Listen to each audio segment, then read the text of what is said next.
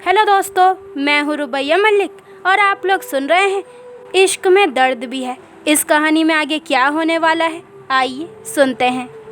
Sister अंदर जाकर देखती है कि नैना की उंगलियां हल्की हल्की हिल रही है। सिस्टर जल्दी से बाहर जाकर कहती है, लगता है पेशेंट को होश आ रहा है, मैं डॉक्टर को बुलाकर लाती हूँ। नैना को होश आ रहा था। ये सुनकर पलक और मोहन फटाफट से अंदर चले जाते हैं। आरव और विवान के कदम तो वहीं जम गए थे। वो किस मुंह से अंदर जाते। दोनों के कदमों को उनके गुनाहों की बेड़ियों ने जकड़ लिया था। डॉक्टर अंदर जाते हैं और आरव और विवान बाहर खड़े होकर देखने लगते हैं। डॉक्टर नैना के पास जाते हैं। नैना धीरे धीरे आंखें खोलती है। पलक और मोहन नम आंखों से उसे देख रहे थे। नैना आंखें खोलकर डॉक्टर की तरफ देखती है, फिर धीरे से होठ हिलाकर कहती है, मेरा बच्चा। डॉक्टर कहता है, बिल्कुल ठीक है, बस आपको अपना ध्यान रखना है। कुछ ही दिनों में आप बिल्कुल पहले जैसी हो जाएंगी। डॉक्टर मुस्कुराते हुए कहता है। कुछ देर बाद डॉक्टर चले जाते हैं। नैना बस ऊपर छत को देख रही थी। डॉक्टर बाहर जाकर आरव से कहता है, मेरे साथ आइए मिस्टर। आरव उनके साथ चला जाता है। उसके पीछे विवान भी जाता है। पलक नैना के पास जाकर कहती है, समझ नहीं आ रहा क्या बोलूं। तू फिक्र मत कर, सब ठीक हो जाएगा, तू बहुत जल्दी। नैना बीच में ही उसकी बात काट कर कहती है, मुझे अकेला छोड़ दे। पलक मोहन की तरफ देखती है। मोहन पलक की तरफ देखकर उसको बाहर जाने का इशारा करता है। पलक बाहर चली जाती है। इधर डॉक्टर कैबिन में अपनी चेयर पर बैठे हैं और आरव और विवान उसके सामने बैठे हैं। डॉक्टर कहता है, वेल आपकी वाइफ और बच्चा दोनों ठीक है, बट आपको उनकी बहुत केयर करनी है। बहुत वीक है वो इस समय। उनकी डाइट का भी अच्छे से ख्याल रखना है। आरव उनकी बात बहुत ध्यान से सुन रहा था। आरव कहता है, मैं उसे लेकर घर कब जा सकता हूँ? डॉक्टर कहता है, अभी 1 हफ्ते तक तो बिल्कुल भी नहीं। उसके बाद उनको कुछ टेस्ट होंगे, फिर ही हम उनको घर जाने की परमिशन देंगे। इसके बाद वो दोनों डॉक्टर के कैबिन से बाहर आ जाते हैं। आरव का दिल कर रहा था कि भागकर नैना के पास जाए, उसे पूछे कि वो कैसी है, और सबसे बड़ी बात वो माँ बनने वाली है। कितना कुछ कहना चाहता था और वो कितना कुछ सुनना चाहता था, पर सारे हक खो चुका था वो अपने। जब वो खुद से ही नज़रें नहीं मिला पा रहा था तो नैना से कैसे नज़रें मिलाता। वो नैना के कमरे के बाहर रखी कुर्सी पर बैठ जाता है। विवान उसके पास बैठते हुए कहता है, तू मिलेगा नहीं क्या उससे? आरव अपना सर झुकाकर मना करते हुए कहता है, ये अधिकार खो चुका हूँ मैं, हिम्मत नहीं है उसकी नज़रों का सामना करने की। फिर अपनी आंखों में आई नमी को बाहर आने से रोकते हुए वो कहता है, कहा था उसने मुझे कि जिस दिन सच्चाई मेरे सामने आएगी मैं खुद से नज़रें भी नहीं मिला पाऊंगा, और आज वही हो रहा है। ये मेरे ही गुनाहों की सज़ा है। वो जो अंदर लेटी है मेरे बच्चे की माँ बनने वाली है, और मैं ये खुशी भी उसके साथ बांट भी नहीं सकता। ऐसे बोलते वक्त उसका गला सूख जाता है। विवान की भी आंखें नम हो जाती है। आरव से बोला नहीं जा रहा था। दिल का दर्द आंसुओं के रास्ते बाहर आने को बेताब था, जिसे रोकने की वो नाकामयाब कोशिशें कर रहा था। आवाज़ अटक रही थी, आंसुओं की धारा नहीं रुकती, वो बहने लगती है। आरव रोते हुए कहता है, मैंने अपने ही हाथों से अपनी खुशियों में आग लगाई है। एक ऐसा पाप किया है जिसकी कोई माफ़ी नहीं है, और मैं माफ़ी के काबिल भी नहीं हूँ। बचपन में मेरा परिवार मुझसे दूर हो गया, कुछ नहीं कर पाया मैं, और आज जब दोबारा से मुझे मेरा परिवार मिलने वाला था तो अपने गुस्से और नफ़रत में सब ख़त्म कर दिया मैंने, सब ख़त्म। इससे अच्छा तो मैं भी अपने परिवार के साथ मर जाता, कम से कम ये पाप तो ना होता मुझसे। आरव की आंखों से लगातार आंसू बह रहे थे। विवान उसके सामने हाथ जोड़ते हुए कहता है, मुझे माफ़ कर दे, ये सब मेरी वजह से हुआ है। आरव रोंदे हुए गले से कहता है, नहीं, ये सब मेरी वजह से हुआ है, मेरे गुस्से की वजह से हुआ है। जब मैं प्यार करने का दावा कर सकता हूँ तो भरोसा क्यों नहीं कर पाया? क्यों उसकी मासूमियत मुझे उस वक्त नज़र नहीं आई? क्यों मैं उसकी आंखों में सच्चाई देख नहीं पाया? सब मेरी गलती है, सब मेरी। विवान कहता है, तू एक बार अंदर तो चल। आरव अपनी गर्दन झुकाकर और पलकें झुकाकर कहता है, हिम्मत नहीं है यार, एक बोझ बन गया है दिल में, सांसें अटक रही है, ज़ोर ज़ोर से रोना चाहता हूँ, चिल्लाना चाहता हूँ, पर एक अपराध जो मुझसे हो गया है उसने जकड़ रखा है मुझे, नहीं हो पाएगा मुझसे। विवान कहता है, ऐसे मत कर मेरे भाई, मैं बात करूँगा नैना से, माफ़ी भी मांगूंगा, कहूँगा कि। आरव बीच में ही उसकी बात काट कर कहता है, वो बहुत अच्छी है, बहुत अच्छी, मैं उसके काबिल नहीं हूँ। हो सकता है वो मुझे माफ़ भी कर दे, पर मैं खुद को कभी माफ़ नहीं कर पाऊँगा, कभी भी नहीं।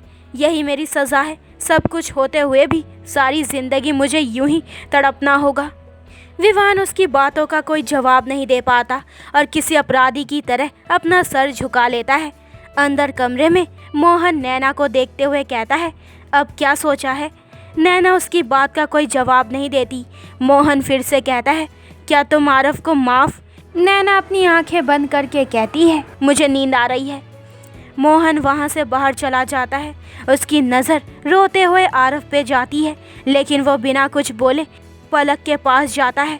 पलक उसे देखकर कहती है, वो ठीक है ना, कुछ कहा उसने? मोहन सर हिलाकर मना कर देता है। वक्त बीत रहा था। पलक अब पहले से ठीक थी। वो जितना हो सके नैना के पास ही रहती थी। नैना भी अब पहले से ठीक थी। एक हफ्ता बीत गया था। इस बीच आरव एक बार भी नैना के सामने नहीं गया था और ना ही नैना ने कोशिश की थी उसके बारे में जानने की।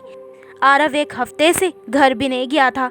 जब नैना जाग रही होती थी तो वो उसके कमरे के बाहर बैठा रहता था और जब वो नींद में होती थी तब दूर से उसे देखता रहता था। नैना किसी से कोई भी बात नहीं करती थी, एकदम चुप। आज उसको हॉस्पिटल से छुट्टी मिलने वाली थी।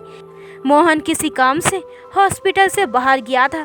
पलक अपने कमरे में किसी सोच में गुम थी, इस बात से अनजान कि विवान उसे बाहर खड़ा देख रहा है। विवान के कदम खुद ब खुद उसकी तरफ बढ़ जाते हैं। दरवाज़ा खुलने की आवाज़ से पलक पीछे मुड़कर देखती है, फिर विवान को देखकर बेहद नफरत से अपना चेहरा फेर लेती है। विवान खुद को मजबूत करते हुए उसके सामने जाता है। विवान कहता है, जिन आँखों में मुझे मेरे लिए प्यार नजर आता था, आज उन आँखों में बेहिसाब नफरत है। पलक गुस्से से उसकी तरफ देखकर कहती है, हाँ, क्योंकि तुम नफरत के ही लायक हो। मिस्टर विवान, ये मत भूलो कि आज नैना जिन हालातों में है उसके जिम्मेदार तुम हो। जो भी हो रहा है तुम्हारी वजह से ही हो रहा है और आगे भी जो होगा तुम्हारी वजह से होगा। विवान कहता है, मैं मानता हूँ तुम्हारी कई एक बात सच है, लेकिन मुझे पता नहीं था कि आरव वैसे। पलक उसकी बात बीच में ही काटते हुए कहती है, बकवास बंद करो अपनी। क्या नहीं पता था तुम्हें? क्या तुम उसके गुस्से को नहीं जानते थे? क्या तुम्हें नहीं पता था कि रॉय का नाम सुनते ही आरव का दिमाग काम करना बंद कर देता है, उसको कोई होश नहीं रहता? जानते थे ना तुम, फिर भी तुमने और तुमने एक बार भी उसे रोकने की कोशिश नहीं की। तुम जैसा इंसान किसी से प्यार कर ही नहीं सकता। जो तुम्हारी वजह से मेरी बहन के साथ हुआ है ना, वही सब लौटकर मेरे पास आया है, उस रॉय ने मेरे साथ।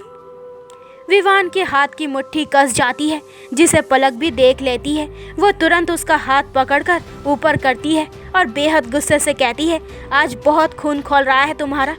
उस दिन तुम्हारा ये ज़मीर कहाँ गया था जब तुम्हारा भाई मेरी बहन के साथ ज़बरदस्ती कर रहा था? उस दिन क्यों नहीं रोका तुमने उसे? ऐसे बोलते बोलते उसका गला रौंद जाता है। फिर विवान की शर्ट को कसकर पकड़ते हुए कहती है, तुम तो ऐसे नहीं थे, फिर क्यों नहीं रोका तुमने उसे? ऐसे बोलते वक्त उसके आंसू बह रहे थे और विवान के भी। पलक उससे पीछे होकर बाहर जाते हुए कहती है, तुमसे मिलने का इंतज़ार शायद तुमसे ज़्यादा किया है मैंने, पर सोचा नहीं था कि मिलकर भी मिल नहीं पाएंगे। ये कहकर वो रोते हुए बाहर चली जाती है और विवान वहीं खड़ा खुद को दोषी मानता हुआ आंसू बहाता रहता है। इधर डॉक्टर आरव को अपने साथ लेकर नैना के पास जाते हैं। आज पूरे एक हफ्ते के बाद वो दोनों आमने सामने थे। एक पल के लिए दोनों की नज़रें मिलती है, पर अगले ही पल दोनों अपनी नज़रें झुका लेते हैं। फ़र्क इतना था कि नैना की नज़रों में नफ़रत थी और आरव की नज़रों में शर्मिंदगी। डॉक्टर कहते हैं, वेल मिसेस राठौर, अब आप पहले से ठीक है, पर पूरी तरीके से नहीं। आपको अपना बहुत ध्यान रखना है और मिस्टर आरव, आपको भी अपनी वाइफ का बहुत अच्छे से ध्यान रखना है। खाने पीने में बिल्कुल लापरवाही नहीं होनी चाहिए। दोनों ही खामोश थे। डॉक्टर दोनों को देखते हुए कहते हैं, देखिए, मेरा हक तो नहीं बनता आपको कुछ भी कहने का, बट अपने लिए ना सही, अपने बच्चे के लिए आपको अपना ख्याल रखना होगा और मिस्टर, आपको भी इनका पूरा साथ देना होगा। दोनों में से कोई कुछ नहीं बोलता। डॉक्टर बाहर जाते हुए आरव के कंधे पर हाथ रखकर धीरे से कहते हैं, आप दोनों के बीच जो भी दूरियां हैं उन्हें जल्दी दूर कीजिए। आपकी वाइफ का खुश रहना बहुत ज़रूरी है, वरना वो धीरे धीरे डिप्रेशन की तरफ बढ़ रही है, जो कि बच्चे के लिए भी बहुत खतरनाक है। आई होप आप मेरी बात को समझेंगे। ये कहकर डॉक्टर बाहर चले जाते हैं और एक बार फिर कमरे में खामोशी छा जाती है। आरफ नज़रें उठाकर उसकी तरफ देखता है, जो कि आरफ की तरफ बिल्कुल नहीं देख रही थी। आरफ वापस अपने कदम बाहर की तरफ ले लेता है। उसके बाहर जाते ही पलक वहाँ आती है और आरफ को देखकर कहती है, चले क्यों नहीं जाते तुम अपनी गंदी शक्ल लेके यहाँ से। ये बात नैना भी सुन लेती है। आरफ उसकी बात का कोई जवाब नहीं देता। तभी विवान और मोहन भी वहाँ आ जाते हैं। आरफ विवान की तरफ देखकर कहता है, मैं फॉर्मेलिटी पूरा करके आता हूँ, घर चलने की तैयारी करो। पलक कहती है, नैना तुम्हारे साथ नहीं जाएगी। आरफ बिना कुछ बोले वहाँ से चला जाता है। मोहन पलक से कहता है, ये फैसला हमें नैना पर छोड़ना चाहिए। पलक मन मारकर चुप हो जाती है। मोहन नैना के पास जाकर कहता है, तुमने क्या सोचा है। नैना कोई जवाब नहीं देती, बस एक टक ज़मीन को देखती रहती है। मोहन बाहर जाकर कहता है, पता नहीं उसके दिमाग में क्या चल रहा है, और फिर वो माँ बनने वाली है तो। इतने में आरफ वापस आकर कहता है, चलो। ये कहकर वो बाहर चला जाता है।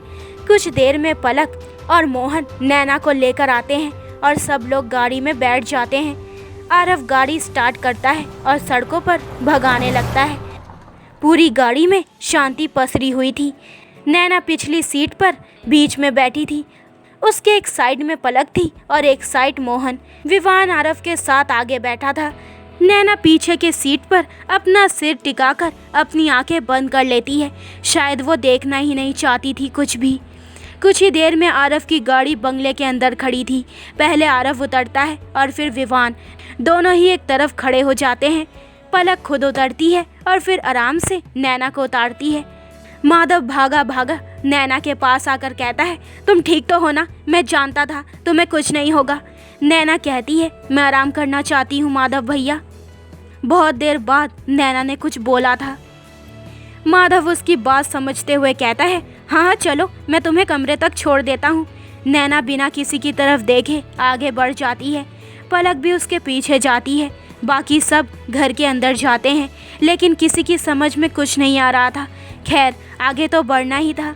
नैना किसी से बात नहीं करती थी और आरफ तो उसके सामने भी नहीं जाता था।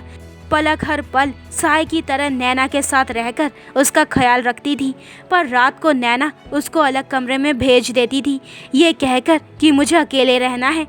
आरफ खुद की नज़रों में इतना गिर गया था कि वो रात को भी अपने कमरे में नहीं जाता था। जब रात को दवाइयों की वजह से नैना गहरी नींद में सो जाती थी, तब वो बस दरवाजे पे खड़ा उसे देखता रहता था।